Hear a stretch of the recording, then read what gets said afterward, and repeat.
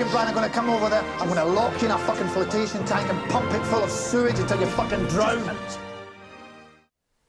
Yes, I paperclipped my microphone to my shirt. Get over it. The other day, I was taking a trip down Nostalgia Road, or Memory Lane, or the road of nostalgia. I got to an episode of Mr. Bean where there was a big wide shot of a city area, and I thought, yo, this takes place in London.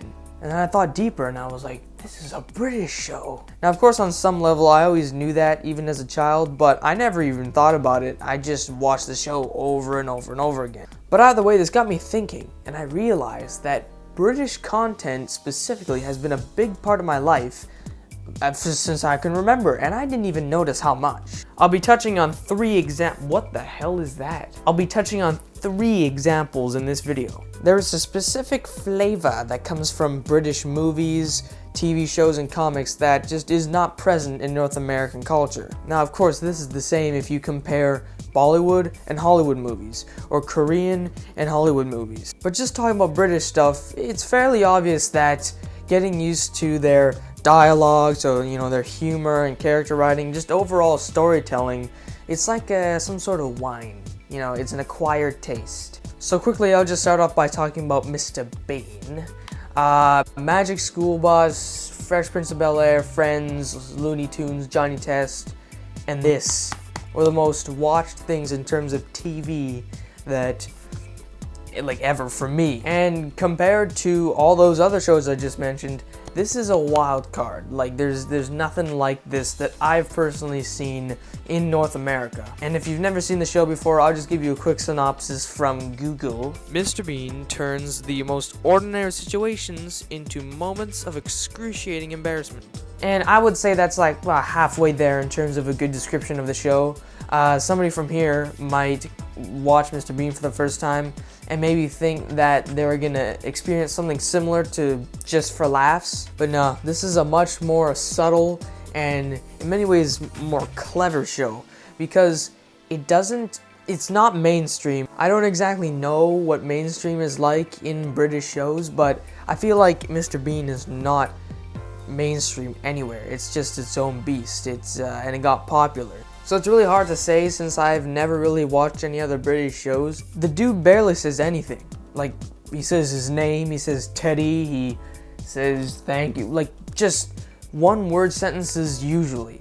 And even when he tries to speak full sentences, it seems like he can barely get the words out. It's genius now in my head, but I remember watching it as a kid and I was just like, is this dude all right? Just for an example of how quintessentially British in humor this is compared to anything from America, if you search up a comedy TV scene that takes place in a car, I think the first thing you'll find is a scene from the middle.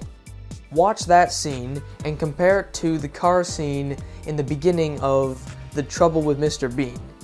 It's not even close. There is a stark contrast between 2 people in a car repeating and annoying each other, and Mr. Bean opening the windshield water sprayer thing and using it to wash his mouth out after brushing his teeth in his car. So of course this is not for everybody, I'll reiterate that. It is so wildly different from any sitcom you may be used to if you live in North America. But this is just something I binged over and over and over again as a child, so it's very nostalgic. And side note, by the way, don't watch this. It sucks. The animated version, for some reason, it became more popular than the live-action original. Why? Why, man? It was unfunny. It was just made for children. The original live-action Mr. Bean is definitely made for all ages, so just stay clear of that. When pointing out the differences between British and North American content, there's a lot you can look at. The satirical nature and increased sarcasm levels of British content is abundantly clear in almost everything I've seen, if not all of it. But I think another huge part of it, at least for me, is a very obvious, intentional consistency throughout a story's feel, and I will explain what that means. In Hollywood movies from any genre, mainly action and drama, there is such an emphasis on the 3-act story structure that I myself have gotten used to, and also cinematic moments. In contrast, what I find is that British content often distributes the amount of importance and self-realization from one scene to the rest of the movie. It's like you broke the fourth wall to the audience many times in a very clever way, and it didn't stick out because it was just normal. It's not like with Deadpool.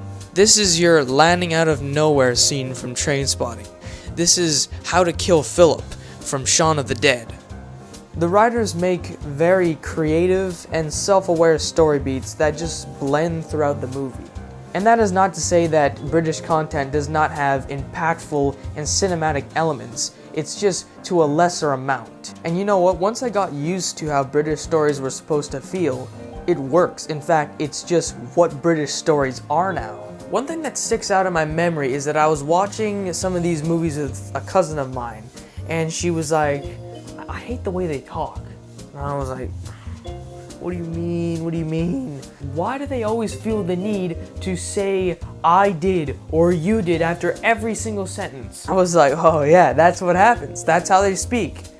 In my opinion, it's awesome. You are gonna hear a lot of I-N-N-I-T's. Christ, it's 3 o'clock in the bloody morning, innit? There's the classics, you did, I was. Mate, you messed up my bloody china dishes, you did!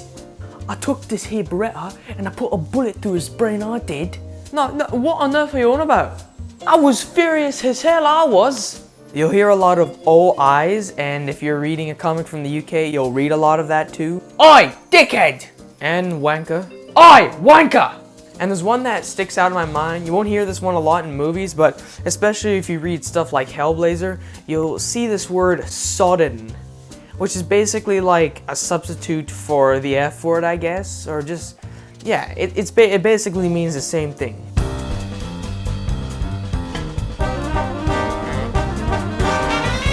Now this one's interesting because Trainspotting actually takes place in Scotland, but was made in the UK by Danny Boyle, and stars a very, very heroin-filled Obi-Wan Kenobi, aka Ewan McGregor.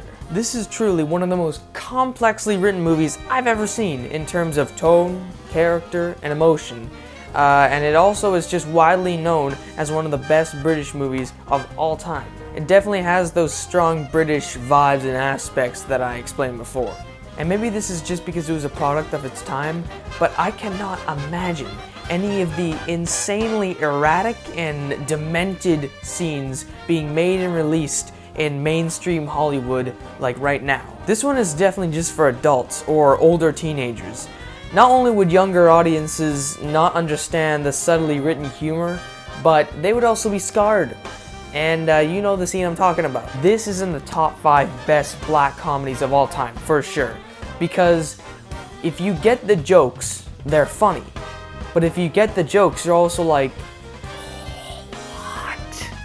Oh man. Some of the best examples of this are when Mark Renton found out about what was really happening the night before, Spud's really, really bad morning, Begbie starting the bar fight because he can, the worst toilet in Scotland scene, Tommy returning the wrong videotape, and Irvine Welsh, the writer of the book Trainspotting, making a cameo.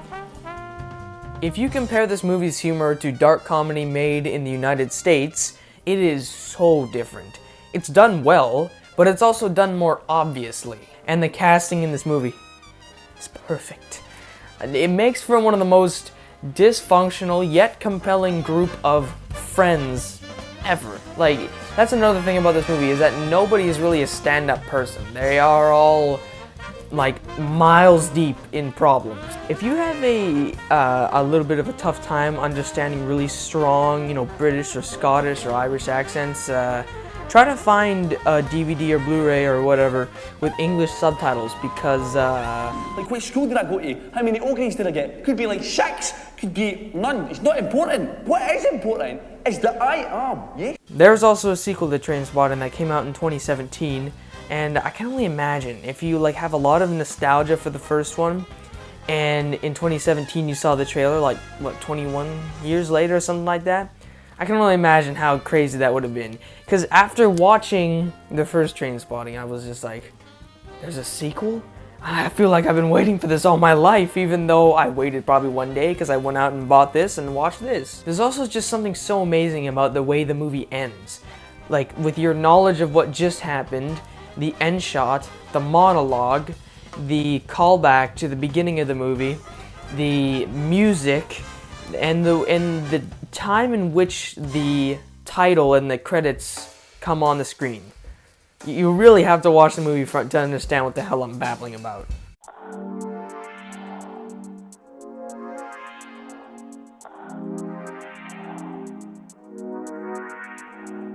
So you know those times when you're trying to explain to someone why you love something so much and you know they don't quite understand.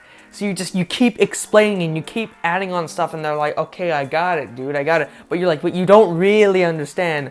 Well, you know what? That's how I feel when I'm trying to explain my love to some people of the Cornetto trilogy. If you're fans of these movies, you know exactly what I'm talking about. Shaun of the Dead is in my top 10 favorite movies of all time, and these are two fantastic sequels. In my list of the top 10 best displays of chemistry between two male leads, we have Jackson Healy and Holland March from The Nice Guys, Cullen and Miles from Blindspotting, Elio and Oliver from Call Me By Your Name, Steve Rogers and Tony Stark from Captain America Civil War, Jules Winfield and Vincent Vega from Pulp Fiction, Jake LaMotta and Joe LaMotta from Raging Bull, Brian Taylor and Mike Zavala from End of Watch, Henry Jones and Indiana Jones from Indiana Jones and The Last Crusade, Batman and the Joker from The Dark Knight, and number 1, Simon Pegg and Nick Frost, or Shaun and Ed from Shaun of the Dead. These movies are also not connected, so don't go into it thinking, oh, I'm gonna watch a saga. No. Simon Pegg and Nick Frost play different characters in each movie, and they kill it every time.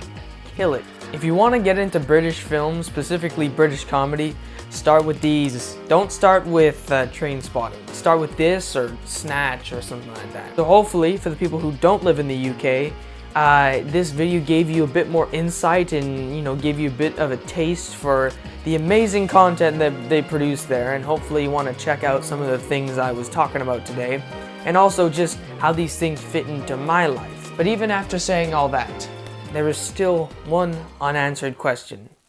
Why did I make this video? I could offer a million answers, all false. The truth is that I'm a Canadian, but that's gonna change. I'm going to change. I'm leaving this place and going across the world. I'm looking forward to it already. I want to be just like the British. The accents, the fish and chips, the Queen, the spot of tea, the history, the sarcasm, the beans on toast, double-decker buses, the maths, the insults, Ricky Gervais, the original Office, driving on the left side, the juicy bits, the bearskin, the Yorkshire pudding, the cricket, the crumpet, the full English breakfast, the roundabouts, the underdog, the sausage rolls, the phone booths, the Jaguars, the Rolls Royce, the iconic flag, Buckingham Palace, the Bertie, the underground, and being so damn polite.